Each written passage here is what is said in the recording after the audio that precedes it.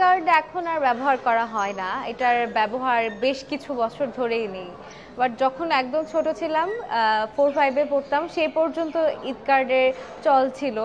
তখন ফ্রেন্ডদেরকে ঈদ কার্ড দেওয়া হতো, ওই ঈদ কার্ডে ঈদ মুবারক বিভিন্ন কথা লিখে দিতাম।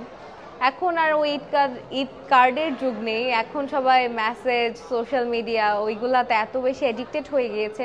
এখন মেসেজ কিন্তু এটা দেখা হয় না, এক বছর এটা পরের বছর আর দেখা হয় না, বাট ঈদ কার্ড থাকতো, এটা অনেক বছর পর পর আমরা দেখতে পেতাম। একটা কার্ড দিচ্ছে, সেটার মধ্যে লিখে ঈদ মোবারক বা আমার বাসায় ইনভিটেশন।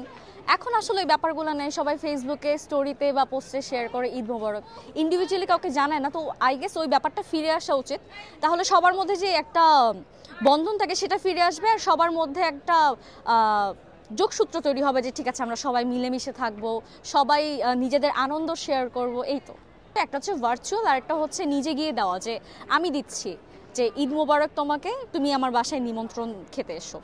ওই ব্যাপারটাই হচ্ছে একটা মধুর জিনিস, আর ভার্চুয়াল তো সবাই করেই। ঈদের আগে বলতে গেলে ছোটোবেলায় এই ঈদ কার্ডটাই মেইন এক্সাইটমেন্ট ছিল, যেটা ফ্রেন্ডদের মাধ্যমে আর কি মানে আরও ফ্রেন্ডশিপটা আরও বেশি ডিপ হইতো।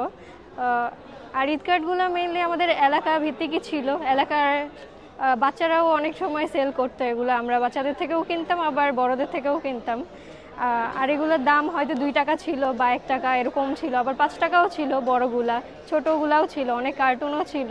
এখন তো ওগুলা কিছুই দেখা যায় না, কারণ আমাদের ছোটোবেলাটা এরকম ঈদ কার্ডের মাধ্যমেই তো অনেক মধুর ছিল। আর এখন যেহেতু টেক্সট বেস হয়েছে, সবাই তো সবার সাথে দেখা না করলেও হয়তো ঈদ মোবারকটা জানায় দেয়, কিন্তু আগে তো আমরা দেখা করতাম, কিছু লিখারও একটা অভ্যাস হইতো।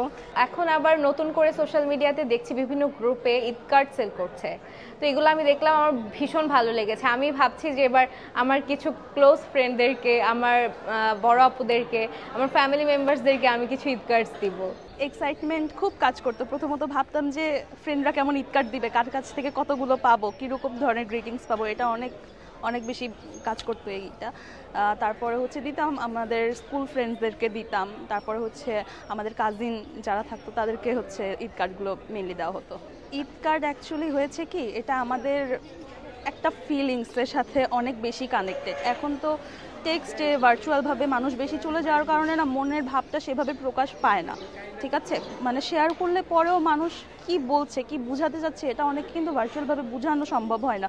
কিন্তু ওই যে ওই সময়ের কার্ড দেওয়া, কার্ড পাবো, আল্লাহ কি কার্ড পাবো, কিভাবে পাবো, কি ধরনের কার্ড দিবে, কতগুলো, এই যে একটা এক্সাইটমেন্ট থাকতো, সেটা এখন আর কাজ করে না। তো ওই দিনগুলো অনেক মিস করি আসলে। ঈদ কার্ডের সাথে সবসময় মজার একটা স্মৃতি জড়িত, কারণ এটা আমাদের ছোটোবেলার।